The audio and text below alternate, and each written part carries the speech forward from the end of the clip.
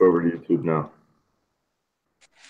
Okay, John Sintez here, Cutternation podcast. Got a special guest here, Matt Loeffler, and he said it's German Portuguese mix. I'm excited, but he runs the Instagram page Big Island Baseball Pitching. Before we get into that, don't forget to run over to my online store. If you don't have your J bands, your weighted balls, your anything you need to get stronger, faster, and better, feel free to click on my link that's in my bio. I just updated my website recently and added my blog, which I'm starting to rant on a little bit more, like especially like mid pants. If I see another kid with mid pants, Greg Maddox style, I'm gonna lose my shit. I thought we were 2017 and people allowing each other to have legitimate style when you're playing ball. Also got my Cutternation apparel like every day on here. It's one of my favorite ones that came out. So Matt, I see you got your son there, right? Yes, sir. His name's Naya. Naya, what's up, man? How you doing, buddy? Say hi. Are you a lefty yet, or what? I put the ball in his left hand, and he immediately grabbed it. So I was like, hell yeah. Nice, nice, man. So give us a little story. I love your Instagram page, man. Just looking at it real quick, I think you and I are a little bit similar. We like to follow, see what's going on in the internet pitching community, watch what people are doing, and go from there. And I wanted to get you on here as someone who I don't know personally, which is great, I think, in my opinion, to try to share some ideas and see what your thoughts and interests are on what some important things with pitching development and stuff like that. Okay. Yeah. So the range of kids I work with is everyone from I think it's 6 years old, and my oldest is about 22. I do everything. I usually work on a lot of simplifying the game. Kids that get really into the whole statistics and everything on how to like all these different things where I try to take it back to the old school way of just simplifying the game and trying to do criteria that is getting brought into the baseball world. It in practice for them, especially for younger kids. It's harder for them to like say, you're trying to teach a 12-year-old that. And you're like, okay, well, how am I going to teach him that when I'm teaching him all these different things when I can just tell him two simple things like just get your hips forward, keep your arms back. Same thing without having to complicate everything that you're trying to teach him. So really like that. Also like J-band system because it does teach arm speed, so it does controversy I'm sure you know about right now. A lot of controversy with the weighted ball system, but I think it's just guys trying to be the one to I want to be the guy that creates everyone to make it better when there is systems that are working like the weighted ball system and the J-band system. So I really like teaching that because I love teaching the arm speed and really getting that velocity in.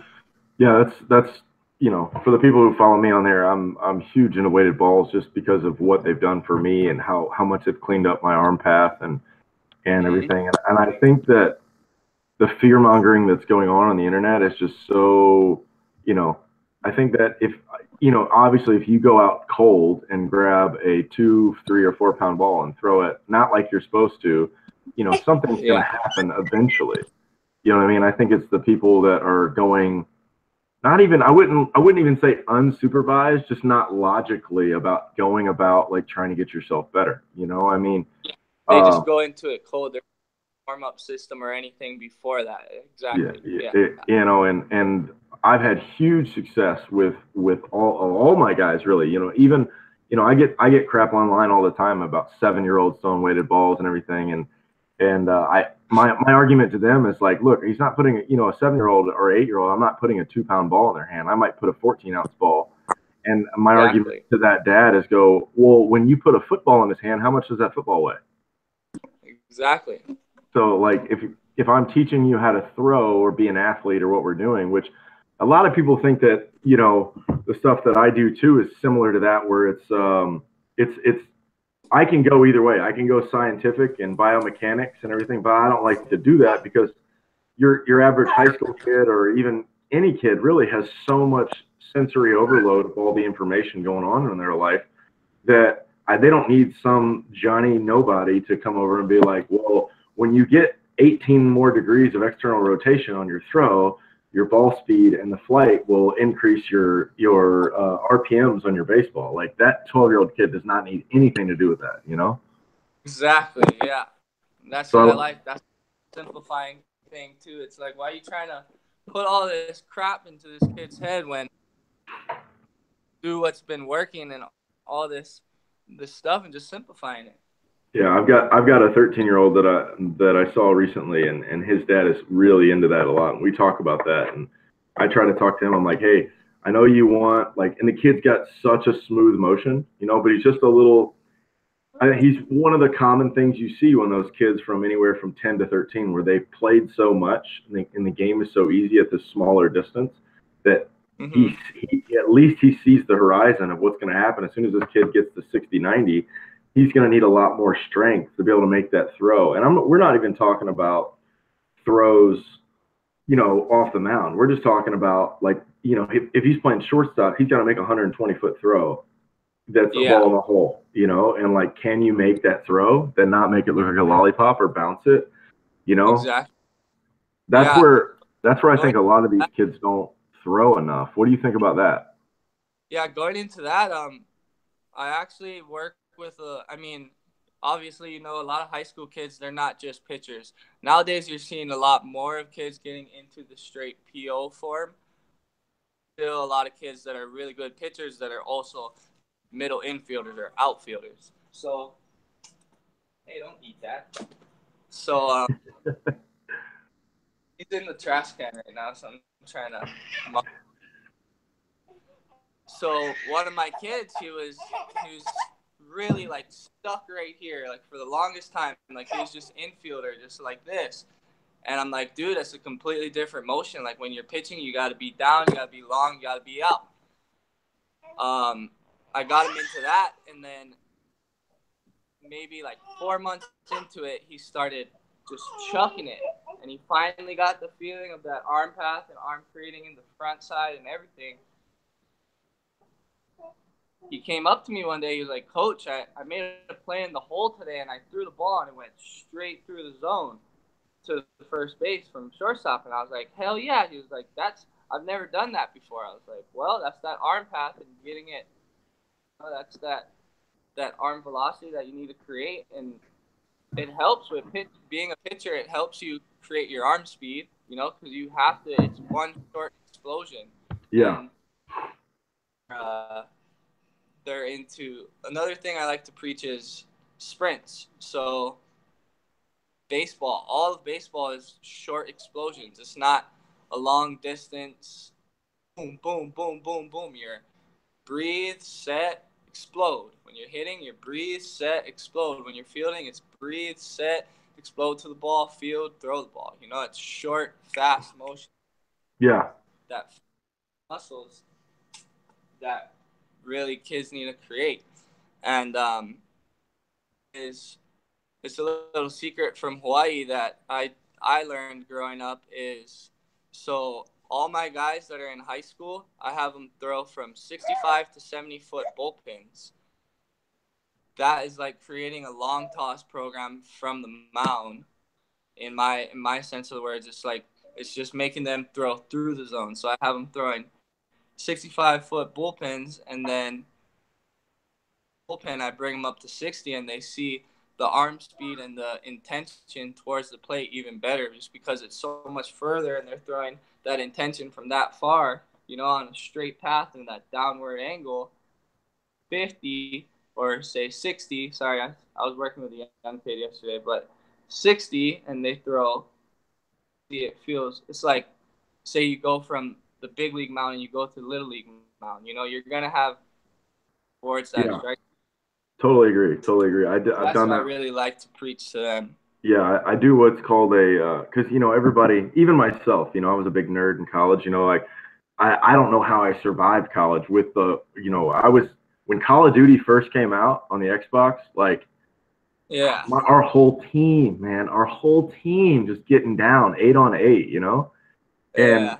and when I was in college, I get these kids and how like they like to level up stuff. It's very fun to like build your stuff and that. So like I do a drill if you want to try it. It's similar to what you're doing, where like I had a lot of success with it yesterday. Yeah, yesterday, where I call it a level up drill, where we move 1 foot at a time, doing the same thing you're doing. We start in front of 60, about like 54, and then every time they throw a strike and they hit the zone, I pull it a foot back and pull it a foot back. And we got to about 71 feet yesterday with the guy and then went right back to 60. And I said, all right, chunk this thing as hard as you can, just like you were back there at 70 feet.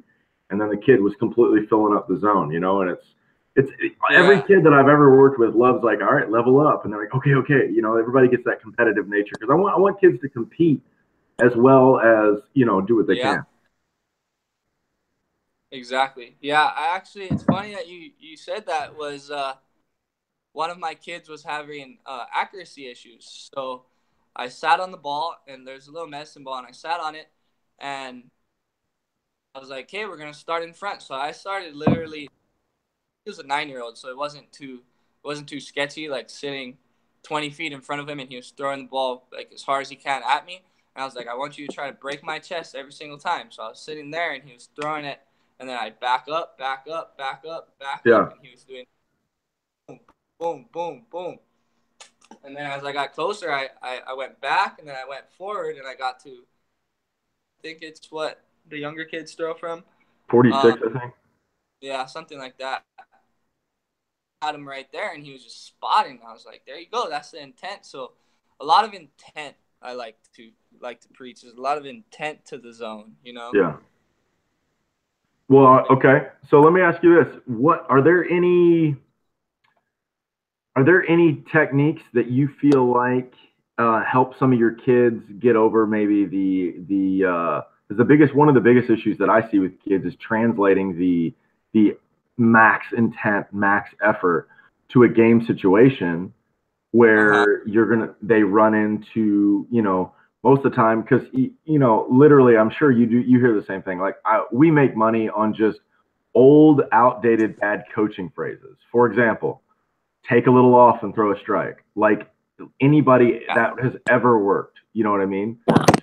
With, you know, even with what we're doing, I hear it all the time. You know, hey, take a little off, slow down, throw a strike. And my argument to that would be, you know, it cracks me up because if I follow for me, the greatest World Series game of all time, Game 5 this year, 13 innings, right? If you go back and look at it, there wasn't one fastball from like the 7th inning on thrown below like 94. So just everybody coming throwing cheddar. There were like, I think I looked it up. There's 3 or 4 4-pitch walks, and you can see the velocity in all 4-pitch walks, all of them over 95. Like, so 3-0, the guy didn't just sit back and lay it in there. No, he just tried to fix his timing and let it go. So do you have any drills, anything that like, any cues mentally or anything that you feel like that you put on your students that help bring that intensity and that confidence to the game so they can try to maximize what they're doing? Yeah, I actually do this one. I just have them punching the glove. So what they do is they punch the glove, and I'm saying, okay, so when you release that ball, if you release the ball to the glove, it's just a release point. Like, you're not going to slow it down and try to guide it ever. Try and slow it down and guide it. Because when you do that, you leave it flat, you get no movement, and you just leave it right there for them. It's like serving it up, you know? But to get your hand into the glove. So it's like staying behind the ball, staying on top of the ball, and getting that arm path through the glove. So I love what you just said right there too. Behind the ball, that's like one of the biggest things like that I hear with kids too, because you hear, you know, like you're saying, coaching things that don't make sense if you think about it. They say stay on top of the balls, you know, and I understand what they're saying to a point, but I like what you just said so much more about being behind it. That's why when I was reading some of your posts and your captions and stuff, I'm like, all right, I gotta have a conversation with this guy. it's so awesome, the internet, how like you get all these people together and how like you think you've heard the stuff, I've heard the stuff, and like, okay, you just process it because an authoritarian figure tells you that's why. But when you try to do it, Yeah. it doesn't work out. You know, you're like, Yeah. that doesn't make sense. Someone says, Yeah. stay on top of the ball, and instead of it should be, no, stay behind it because of the direction you're trying to throw Yeah. it. Great thing. I love that. I love that. A lot of things that I'm gonna get into that really good right now because that's what a lot of kids are taught nowadays. They're taught by these Joe Schmoes that don't know what they're talking about. They're just hearing these things over and over again. They're like, okay, stay tall. And when they say stay tall, what do they mean? Like I teach all my kids to, whenever a coach tells you something, ask him what he means. So if he tells you to stay tall, most of the kids are going to go here and they're going to try and stay tall with their body. When it really, all it means is to stay tall in your back leg. It doesn't mean to stay tall in your whole body, tall in your back leg and not collapse and shoot any energy out. You want to shoot every energy towards the plate. Another thing you could do is be on top of the ball. When they say on top of the ball, do they mean on top of the ball? They don't. They just want you to get your fingers to get a little bit more on top of the ball so you can get that backspin even more. Then again, a lot of kids go like this and they go too much on top of the ball and they don't stay behind it or they end up hooking it. So what I preach is just get the tip of your fingers on the top of the ball so you stay behind it. So these kids are like, oh, my coach is telling me. That's awesome. Coaches are like, oh, stay on top of the ball. I'm like, no. So here's hooking, and you're gonna end up throwing like a crack block, you know. And you really want to stay behind it and get your two fingers just pointed, just a little bit pressure on top of the ball. Another thing is a lot of guys are like, okay, so if you're trying to go to the outside of the plate, you're gonna pull your shoulder this way. It's like, no, you want to keep your arm path and you want to keep your hips towards where you're going. So it's that intent. It's not, you don't have to change anything to go to that side of the plate. All you have to do is really go to that side of the plate. And no hitter, I was just having a conversation with this guy that played for the White Sox yesterday. He was like, yeah, the one thing that changed me when I was in the pros was that I would try to go straight every time, and I would try to work my way this way, this way, this way, this way with my hand. And then finally, my pitching coach was like, hey, why don't you just go to that side of the plate? You know, it's like no hitter can pick up where your foot's going.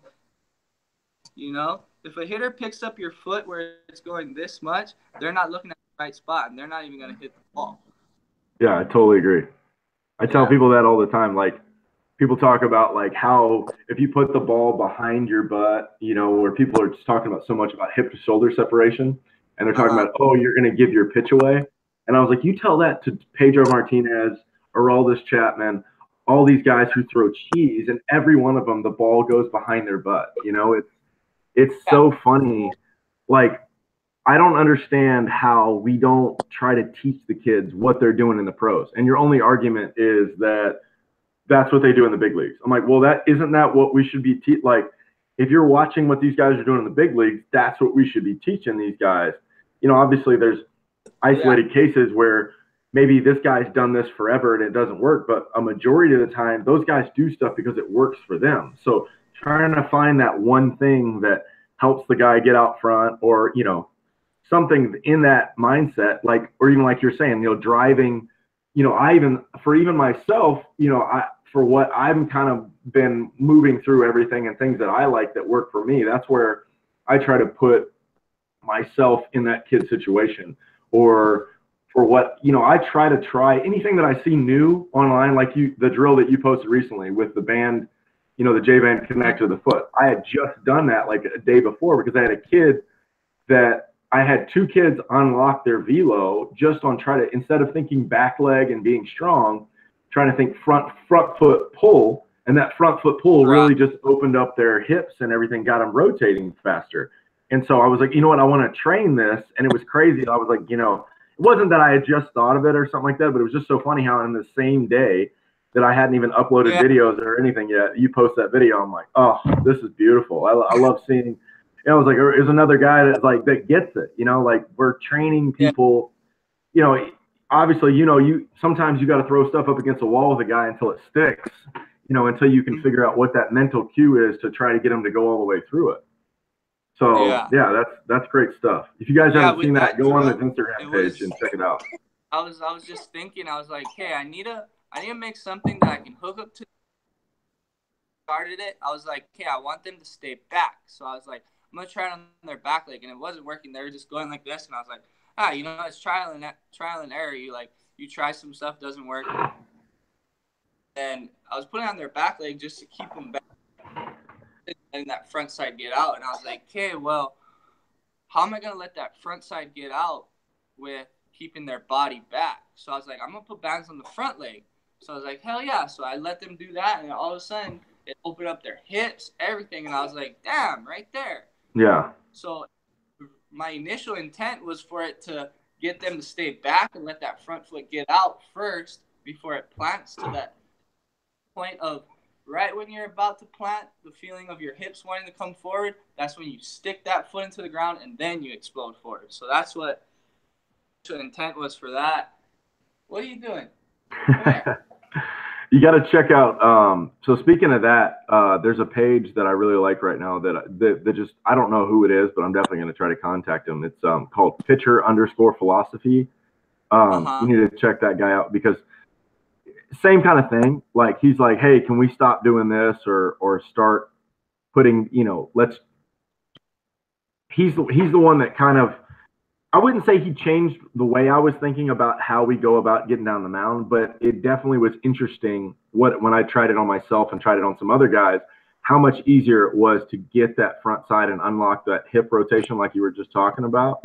And you need to go out, go read some of his stuff because it makes sense on what he's trying to say. Because for me, it just felt really easy. The only, just like anybody anybody could make a case and find an isolated picture and like prove their argument. You know what I mean? So at least for what I was doing, I just liked what the videos and information he puts out is. It's just, it's a different way of thinking about stuff, but I like what he puts into it.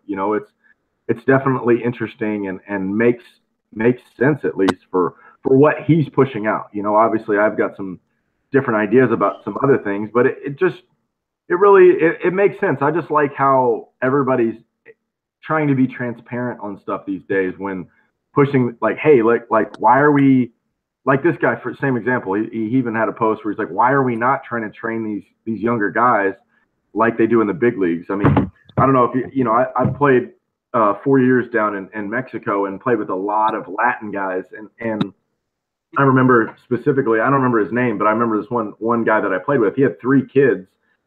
His oldest was like 16, and his 16-year-old was already throwing 94.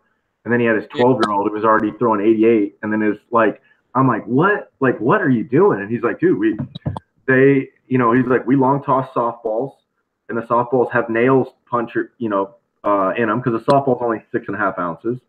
And he's like, we like the long toss basically at 8 or 9 ounce ball. And I'm like, holy crap. Like, even at 10? And he's like, yeah, man.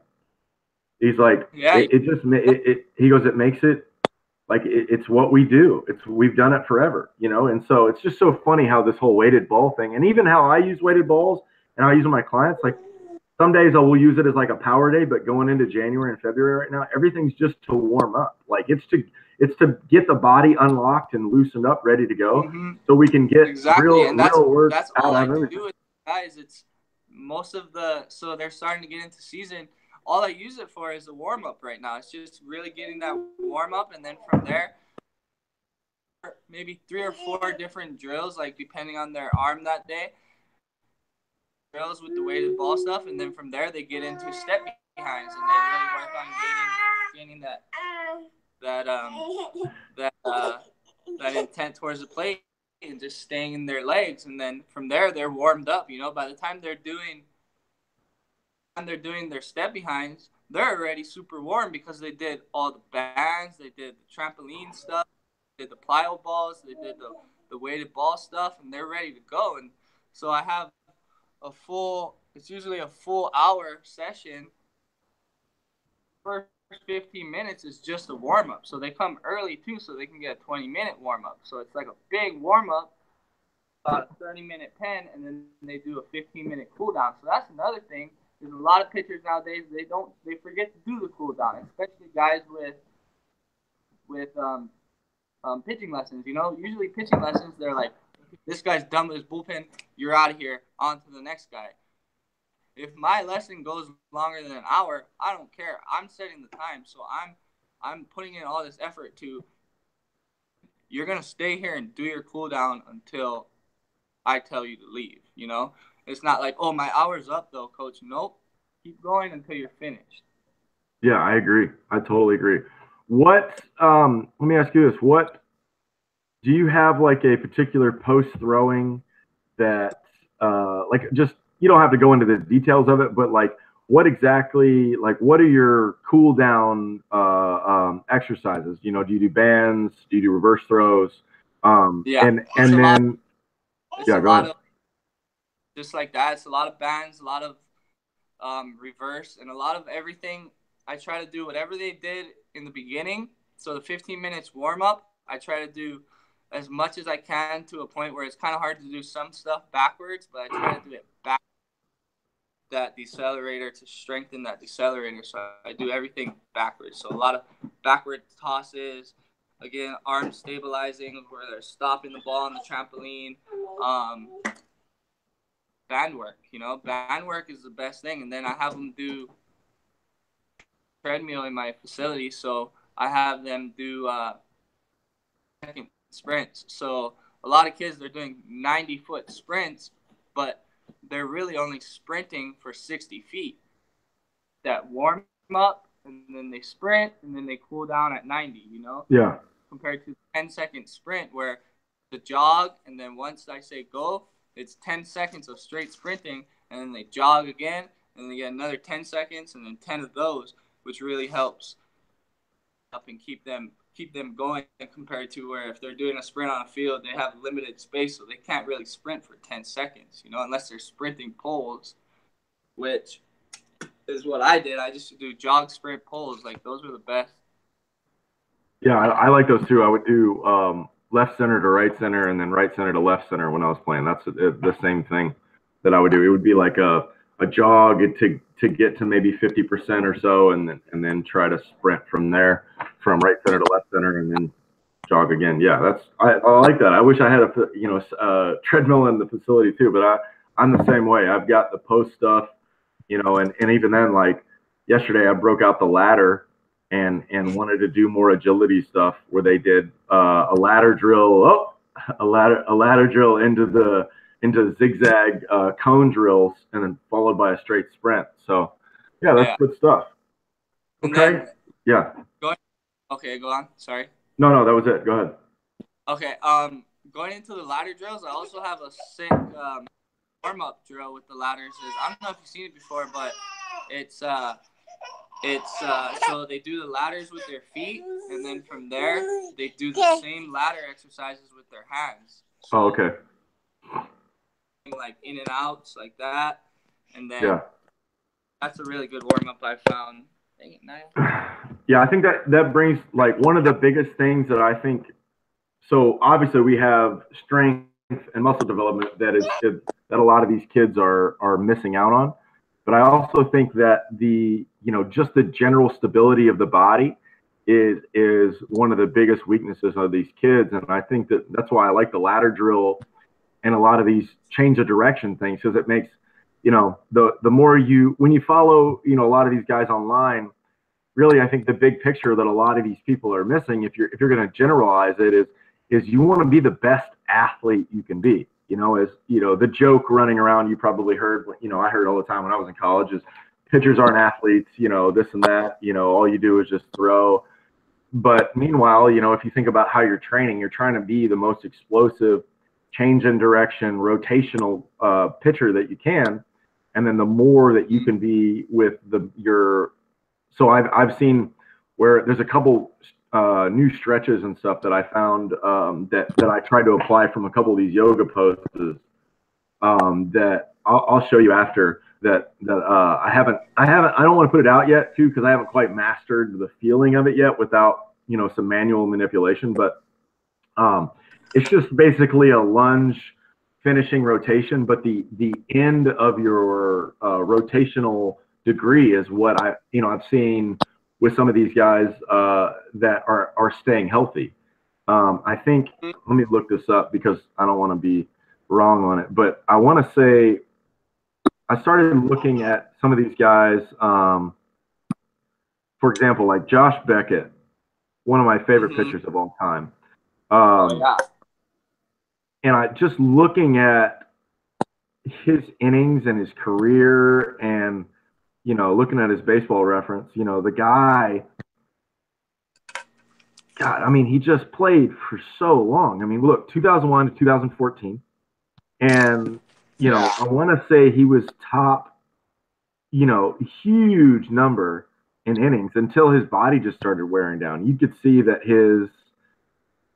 he's got, let's see, I'm seeing three innings over 200 and then like a bunch right at 180, where he was being controlled with Boston and Florida. But I remember this guy, and you can just look, there's no way you go from 21 to 34 without doing something right. And I remember seeing an interview and they were talking about what he did. And he was just talking about, like, as soon as the season was over, he would go the next day, he'd start long tossing, trying to rebuild his body and his arm. And, he really just worked into the throwing year round, which, was a huge debate on stuff, especially with, you see, I don't know about you, but every time I see an article, there's a doctor commenting on the baseball world and how, these kids are playing too much and this and that. I'm like, okay, first of all, you've probably never played the game. Let's just establish that. So I don't know why you're even commenting, except for the fact that I understand that you're seeing all these arm injuries and these things are going. And like, I get it that, you want to do surgery and you make money on doing surgery and everything like that. But, it just goes back to like, why did, most of these kids don't need to have surgery, so it's an extreme case, but most of them are all so underdeveloped because they go to practice and I think that the practice is what's developing instead of understanding what really developing is, which is strengthening your entire body, And so it bothers the shit out of me when we don't apply logic to, like I said, let's do what they do in the big leagues. If they throw year round, and there's studies that have done about people who are sprinters, and you got CrossFit, which is huge now.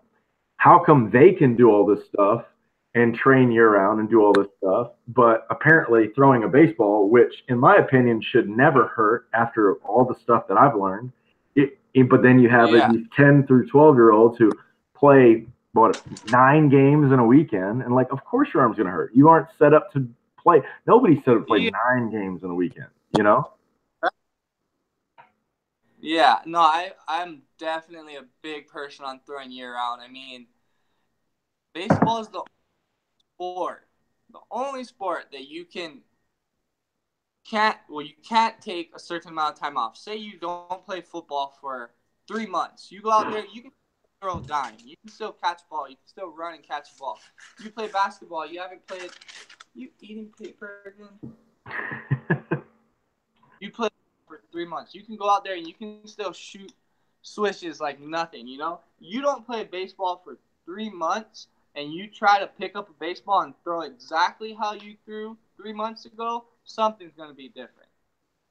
It's not going to be the same. It's just training that arm path and that arm, all those little muscles. So it's all those little muscles. The only time I feel someone should take time off is when they're injured. So if they're injured, then you take time off, go back into it, and then you never stop. You don't stop. So it's like, if you're just like you said, like CrossFit and weight training, once they get to say 400-pound squats, they're not going to stop there. They're not going to reach that potential and be like, okay, now I'm going to 200-pound squats. As a Olympic trainer, they're going to keep building off of that. They're going to keep doing the same thing that they're doing year round compared to, I'm just going to stop here and try to lift 400 pounds again.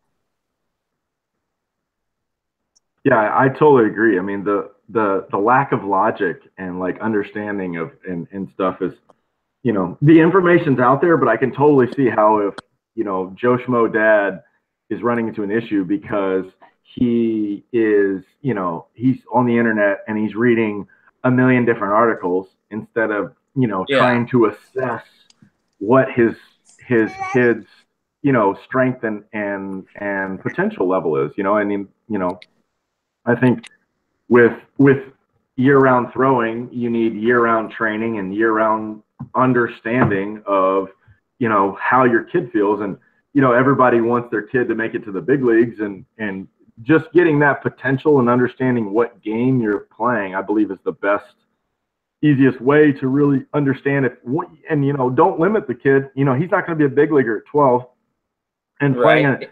playing a 9-game tournament in a weekend and winning that tournament and putting that trophy that after a year is going to collect dust.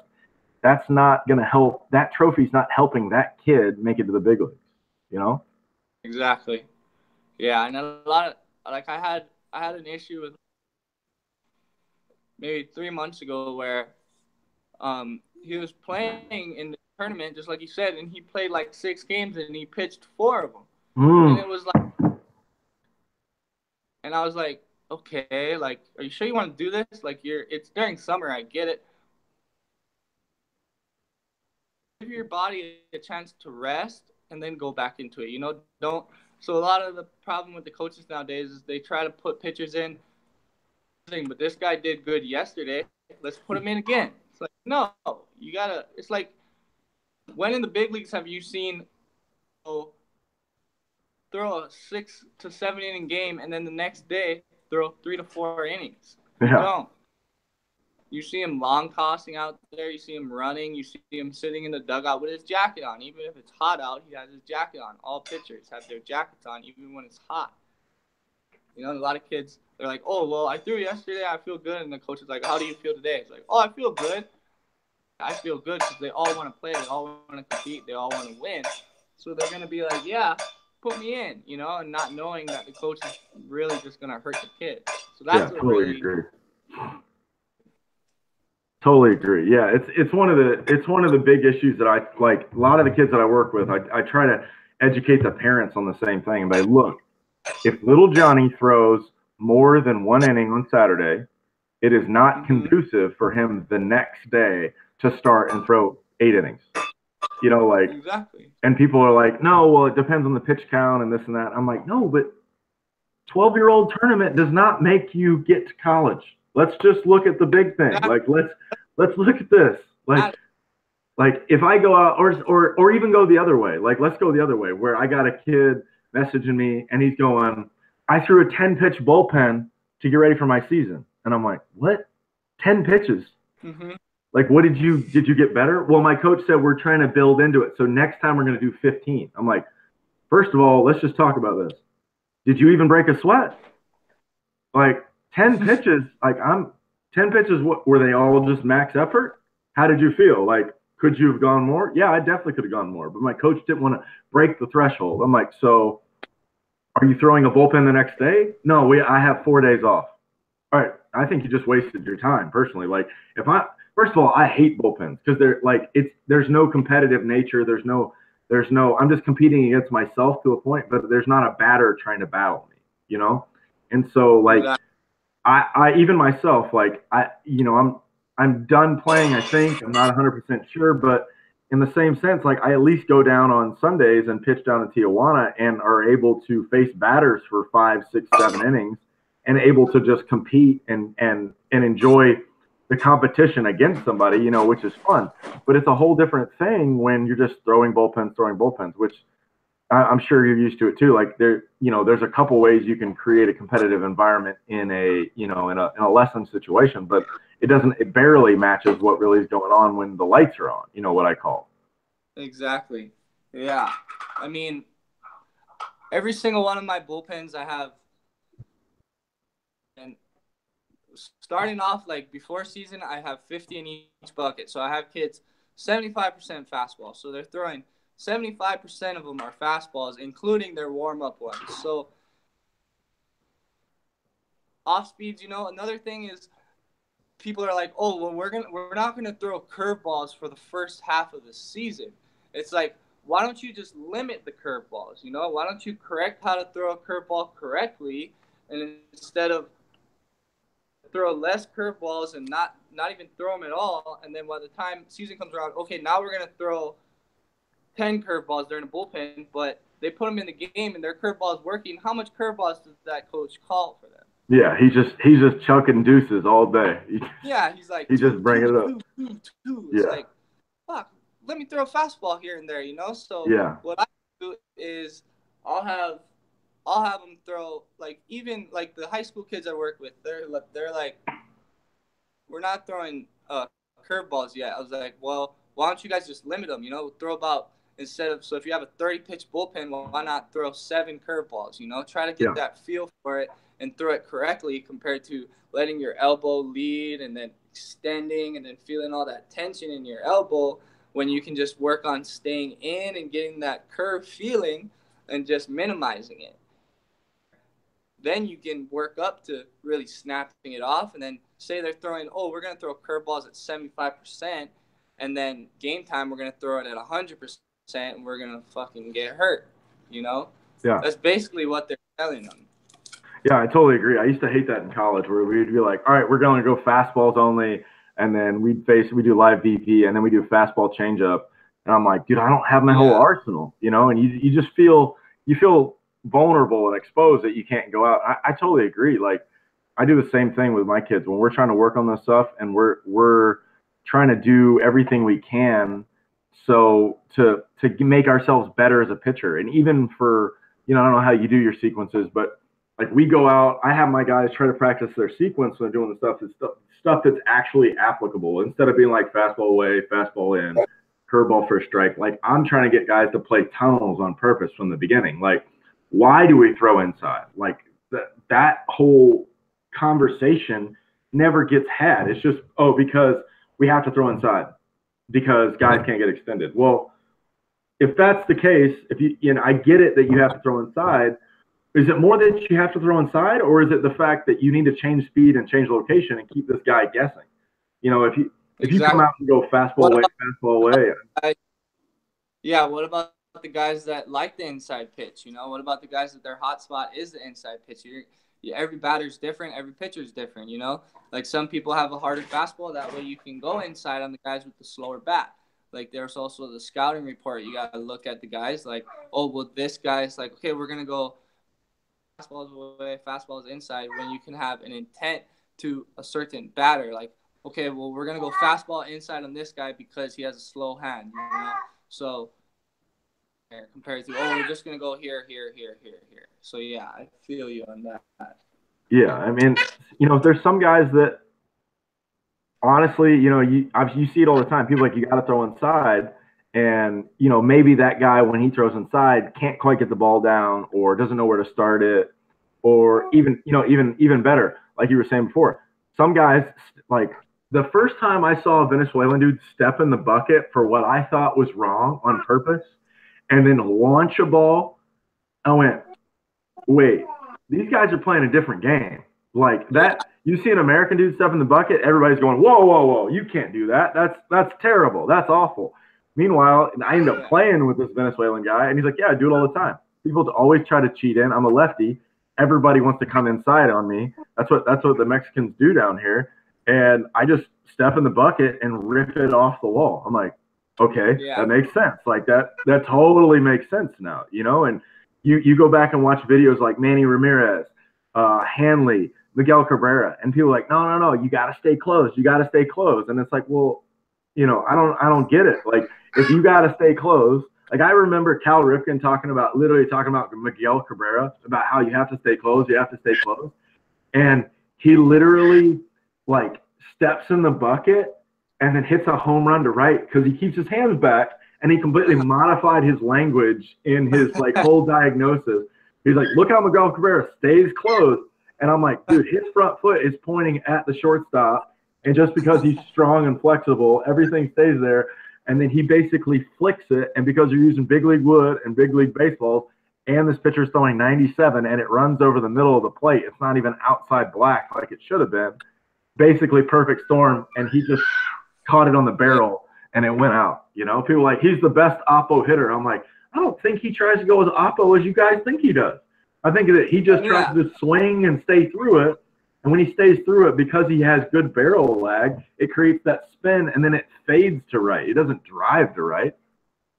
Yeah, exactly. Yeah, I love that feeling too. I love seeing guys just rip a guy, and then all of a sudden, once they just do something right with the complete opposite theory, it's just like, this why. It's like, no. Yeah. Yeah, it's kind of funny too, like that take the other side of it, you know, with what you were just saying, like the pitching side where I remember we were playing in Yuma when I was playing last year in winter ball with excuse me, we were playing in Yuma, and I actually got to see for the first time in front of me guys who came from the driveline facility that were at this thing trying to get jobs and pitch against us, and I really love the intent, right? And we're watching these guys throw, and I know my team. I was watching these Mexican veteran dudes, like we're talking 35 years old plus, that do not care how hard you throw. They don't care. And I remember this one dude, I don't know his name, and this guy gets up and he's warming up and he's chucking. I'm like, dang, I'm like, this dude's throwing hard. And I'm watching him, and he was like 93 to 96, and he gave up 3 first pitch doubles on just cheddar balls down in the zone. And our big dudes are just like, okay, cool, man, you go throw a first pitch fastball. Like, cool. And I'll never forget, we had a guy, he's 38. His name's Saul Soto. He's 6'4", 240 Mexican dude, and he's 38 years old. And he swings a 37-inch bat, and he does not care how fast you throw it. And he hit a ball to center field where we like center field was deep. We have no idea how deep it was, but for sure it was at least 475 to center field because it was like on a soccer field. And he burnt the center fielder on this ball. And I remember looking around the dugout and everybody, we were like, that ball was tatered. Like he absolutely got through that thing. And everybody was like, that's one of the farthest baseballs I've ever seen hit that did not go out, didn't go anywhere. You know, and the center fielder's probably playing normal depth, you know, and he got a stand-up double. But I was like, golly. And the more I watched it, like the same thing, I saw a guy come in throwing 100 miles an hour and give up 2 home runs in a row. Yeah. Where it was like, and just if the ball's up and they know it's coming, it's just merely we're just trying to catch it. Like, go ahead, man. Yeah. Just keep chucking cheese balls because eventually we're going to find that timing, you know? For sure. All right, man. Well, you know what? I don't want to keep you too long. Do you got any questions for me on anything? No, not really. I just have one thing that I wanted to tell you about. It's called it's Target Recruit System. I don't know if you saw on my page. I just added a little picture on it, but just go check it out. Instagram. It's so what it is. It's so all these kids are going to all these showcases. Okay, they're going to like UCLA, USC. These big name showcases, big name camps, and say they don't have the criteria to get in there. You know, they're just paying all this money to get into these big camps. When does is it trains you on all the things that you need to do to get better, but it also puts you in categories where, say, you're a 12-year-old and like this is where your colleges would be set up for. So what it does is it also sets up a testing thing where it tests all your like the radars, it tests your 40 speed, bat speed, and then they have this new ball that's being sponsored by them where it tests your spin rotation and your velocity in it too. What this system does is it, instead of like the way it was explained to me was so say you go to a showcase, right, and there's all these colleges there and they're looking for a Toyota, and they get Mazdas, Hondas, Toyotas, and then they get Chevys, they get all these different cars. Toyota, and there's like 3 Toyotas, so they have 3 Toyotas to pick from. Okay, what this does is it puts all these kids into showcases where Toyotas. So the colleges that come to these showcases are looking for Toyotas. They're Toyotas. So they know that what they're going into is a bunch of Toyotas. Now all they got to pick is their driver. It eliminates all the, and then the kids that are not Toyotas are getting left out. You know, they're going to paying all this big money to go to these showcases, and they're getting left out because they're not the right car. You know, Yeah. Where say they're a Honda and they're at a freaking Ferrari showcase when they can go to a Honda showcase, and then all these different schools will pick them up because they are the car that they're looking for. So it's really cool. I really like it. It's going to blow up pretty quick. It's actually from the San Diego side. What's it called again? It cut out. TRS, Target Recruit System. TRS. Okay, cool. Yeah. And then my friend, he's a longtime friend. He played some junior college ball at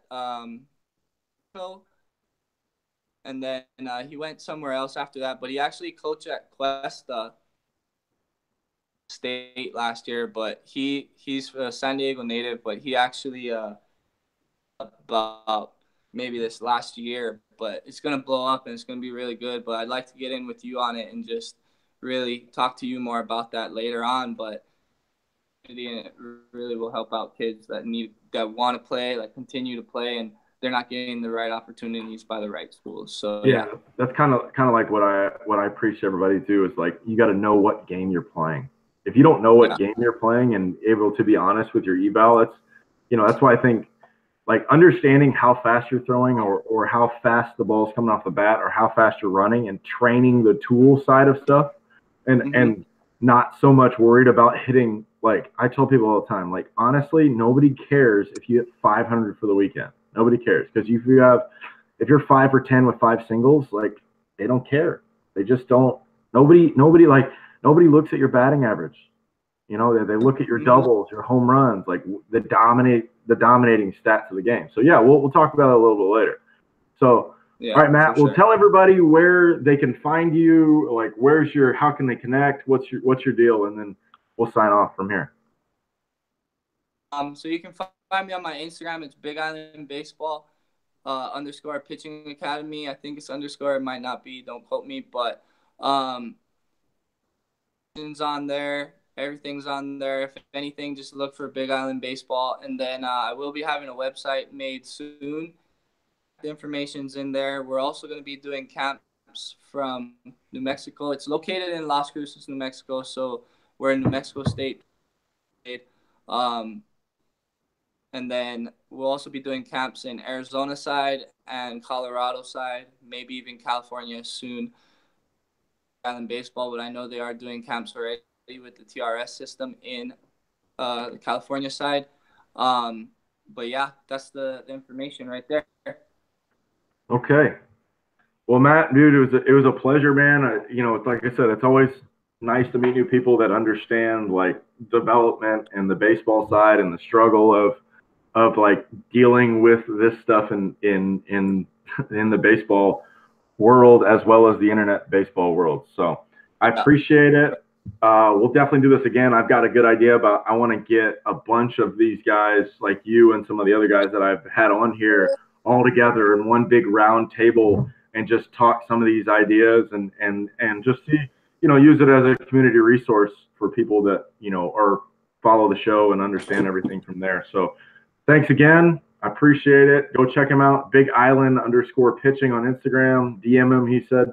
And then check out it's called Target Recruitment System, correct? Yeah, Target Recruit System. Yeah, Target Recruit System. He's going to have his information on Instagram from there. I'll put also the link in the description of this video on YouTube.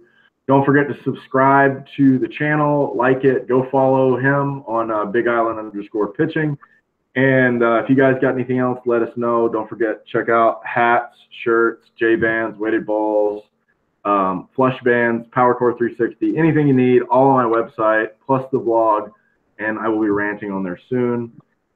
One more thing, say hi to the little guy right there. He's the future pitcher right there, huh? Yeah. He's pretty excited about the phone, Yeah. Nation. Yeah, there we go. Get the lefties going. So I appreciate it, man. Have a good one. You guys don't forget, throw hard. All right. Shoots. Hello.